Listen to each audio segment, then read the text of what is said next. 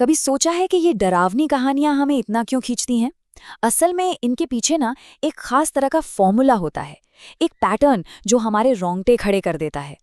तो आज हम बस यही करने वाले हैं, कुछ मशहूर डरावनी कहानियों की चीर-फाड़ करके उनके अंदर छिपे इसी फॉर्मूले को समझेंगे। राजस्थान के एक भूतहा मंदिर की ये चेतावनी हमारी कहानियों को शुरू करने का एकदम सही तरीका है। सोचिए, सिर्फ एक नियम तोड़ा और खौफ का दरवाजा खुल गया। ये लाइन इसी तरफ इशारा करती है। तो चलिए अब इसमें और गहराई से उतरते हैं।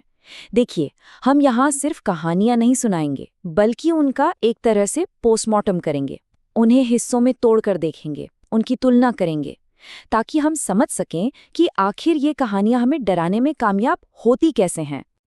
हर डरावनी कहानी की शुरुआत पता है कहाँ से होती है?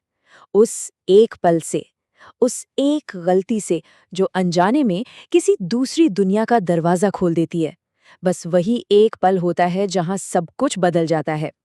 तो चलिए देखते हैं कि हमारी इन दो कहानियों में ये दरवाजा आखिर खुला कैसे। अब देखिए, यहाँ पर जो बात सबसे दिलचस्प है वो है इन दोनों वजहों का फर्क। एक तरफ श्वेता की कहानी है जहाँ एक भूताहा जगह पर एक छोटी सी गलती हो जाती है, और दूसरी तरफ एक जिन का जुनून, एक ऐसी शक्ति जो सदियों से बस एक मौके का इंतजार कर रही थी। तो ठीक है, दरवाजा तो खुल गया, अब आगे क्या? एक बार जब वो अनचाही शक्ति अंदर आ जाती है ना, तब शुरू होता है असली खेल। पीड़ितों की जिंदगी अजीब और भयानक तरीके से उलझने लगती है। असली डर यहीं से शुरू होता है, छोटी छोटी अजीब घटनाओं से जो इशारा करती हैं कि कुछ बहुत बड़ा और भयानक होने वाला है। ये जो लिस्ट है ना, ये किसी भी हॉरर कहानी के क्लासिक लक्षण हैं। और मजे की बात यह है कि हमारी दोनों कहानियों में आपको इनमें से कई चीजें मिलेंगी, मतलब एक तरह का मिक्सचर। इससे पता चलता है कि इन कहानियों की जड़ें कहीं ना कहीं एक ही तरह के डर से जुड़ी हैं। हाँ, तो ये काली जबान वाला किस्सा सबा की कहानी का है। ये इसका एक परफेक्ट एग्जाम्पल है। वो किसी के लिए कुछ बुरा सोचती या कहती है और वो सच हो जाता है। जरा सोचिए, उसके घरवाले किस दहशत में जी रहे होंगे। मतलब किसी की कही हर बुरी बात का सच हो जाना कितना खौफनाक है ये। और ये सवाल तो रोंगटे खड़े कर देता है। ये श्वेता की कहानी से है, और ये उस अनदेखी मौजूदगी के एहसास को, उस बेचैनी को कितनी अच्छी तरह से दिखाता है। ये सवाल श्वेता की कजिन पूछती है, और बस यही वो पल है जब शक खौफनाक हकीकत में बदल जाता है। तो ठीक है, घटनाएं हो रही हैं, डर फैल रहा है, लेकिन हर भूत प्रेत की कहानी के पीछे कोई ना कोई वजह होती है, कोई मकसद। तो सबसे बड़ा सवाल यही है, आखिर ये आत्मा या जिन चाहता क्या है? अब हम कहानी के असली मुद्दे पर आ रहे हैं, डर के पीछे की वजह को समझने। तो सवाल ये उठता है कि क्या ये आत्माएं बस बुरी हैं, शैतान हैं, या फिर उनके ऐसा करने के पीछे कोई और ज्यादा मानवीय वजह छिपी है? क्या इस डर के पीछे भी कोई लॉजिक हो सकता है? चलिए अब इन दोनों के मकसदों को सामने लाते हैं, जो एक दूसरे से बिल्कुल अलग हैं। तो पहले सुनिए जिन का ऐलान। उसका मकसद सदियों पुराना, जुनूनी और बेहद खतरनाक प्यार है। ये प्यार का वो डार्क साइड है जो सिर्फ कब्जा करना जानता है, सब कुछ छीन लेना चाहता है। और अब देखिए इसका बिल्कुल उल्टा। दूसरी तरफ है कुसुम की आत्मा, जो सिर्फ एक चीज चाहती है, अपनी मौत का इंसाफ।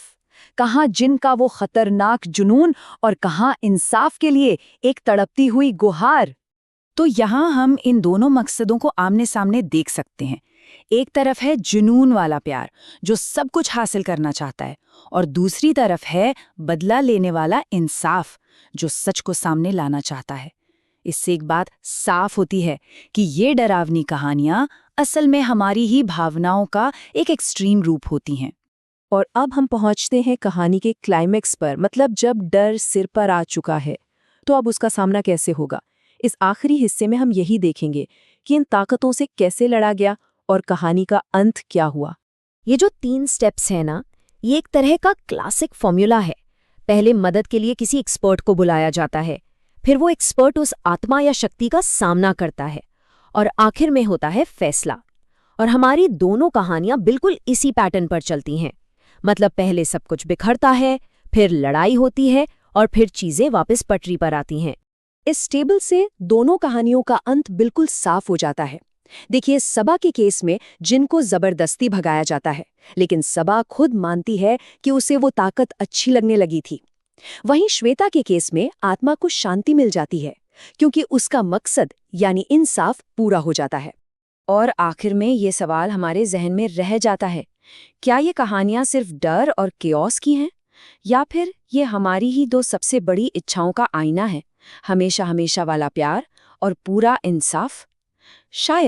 शायद इन कहानियों की असली ताकत यही है कि ये भूतों प्रेतों के बहाने हमारे ही अंदर के डर और इच्छाओं को दिखाती हैं।